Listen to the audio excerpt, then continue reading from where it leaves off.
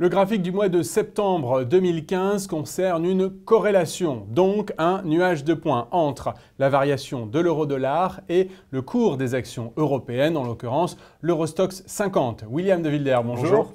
Que s'est-il passé ces derniers mois? On a eu une chute de l'Eurostoxx 50 à la suite des pertes des marchés boursiers, notamment en Chine. Et sur l'euro-dollar?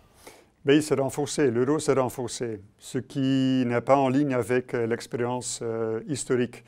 En fait, dans le passé, on a vu, sur base de données journalières depuis 2008, ce nuage de points très dense, beaucoup d'observations, mais quand même une relation positive entre la variation de l'Eurostoxx ici et la variation de l'euro-dollar. Concrètement, ça veut dire que si l'Eurostoxx baissait dans le passé, on voyait également un affaiblissement de l'euro.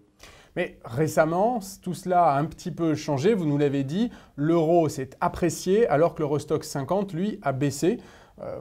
Effectivement, on le voit sur ce graphique, quelles sont les constatations donc?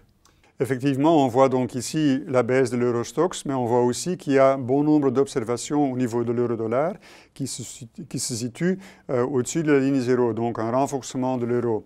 Et ça donne lieu à une relation qui a changé de signe. La pente de la courbe a changé. La courbe descend, tout à l'heure elle montait. Quelles sont les raisons de ce phénomène d'un euro qui monte alors que la bourse baisse? En fait, les explications sont très simples. Avec la divergence entre la politique monétaire États-Unis par rapport à l'Europe, on a assisté à une constitution de position où on s'endette en euros pour investir en dollars, du carry trade. Quand l'aversion pour le risque plonge parce que la bourse baisse, on déboucle ce carry trade et donc on rembourse sa dette en euros. Et donc ce qui a comme effet mécanique de renforcer l'euro par rapport au dollar.